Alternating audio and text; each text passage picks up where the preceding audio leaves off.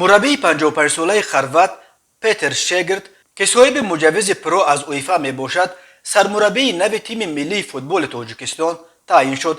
فدراسیون فوتبال تاجیکستان با نشر این خبر گفت که پیتر شگرت روز 28 ینور ساعت 11 در دفتر فدراسیون نخستین نشست مطبوعاتیش را برگزار می کند.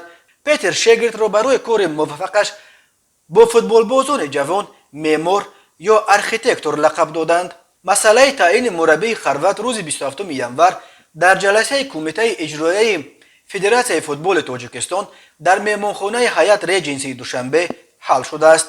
شگرت نخستین مربی از اروپا است که برابری تیم ملی فوتبال تاجیکستان دعوت می شود. فدراسیون فوتبال تاجیکستان گفت تیم ملی تحت رهبری پیتر شگرت به دور انتخابی جام آسیا 2023 آمادگی خواهد گرفت. این مسابقات از 8 تا 14 ایون دایر می شود. کرسی سرمربی تیم ملی تاجیکستان از ماه ایون سال 2021 بعد تمدید نشدن قرارداد مربی ازبک عثمان توشف 7 ماه باز خالی مانده بود.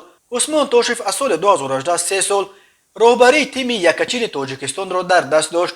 تحت رهبری او تیم ملی تاجیکستان توانست بار اول در مرحله دوم قهرمانی جهان 2022 بازی کرده در گروه غ جای دوم را به دست بیاورد.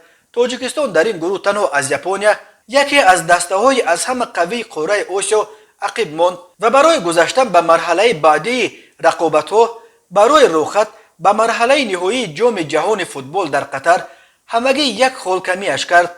ظاهراً در مرحله دوم در ماندن و از گروه برآمدن نتوانستن تیم ملی باعث شد که قرارداد توشف را دیگر تمدید نکردند و در پی جستجوی مربی قوی تر شدند. پیتر شگرت 8 ماه سال 1996 در شهر چورچواتسیا در شمال خرواتیا به دنیا آمده ولی در آلمان به وای رسیده است. او همچون بازیگر در دسته‌های هوسکار آلمان بازی میکرد و سابقه مربیگیش را نیز از دسته‌های هوسکار سر کرد.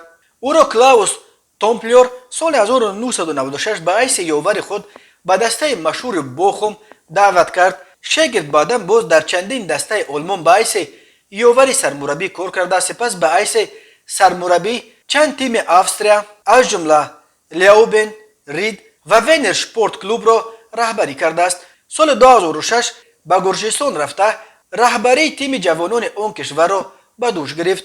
بعد ترک گرجستان پیتر شگرت چند دسته اندونزیا و تیم‌های ملی افغانستان و جزیره‌های مالدیو را رهبری کرده است.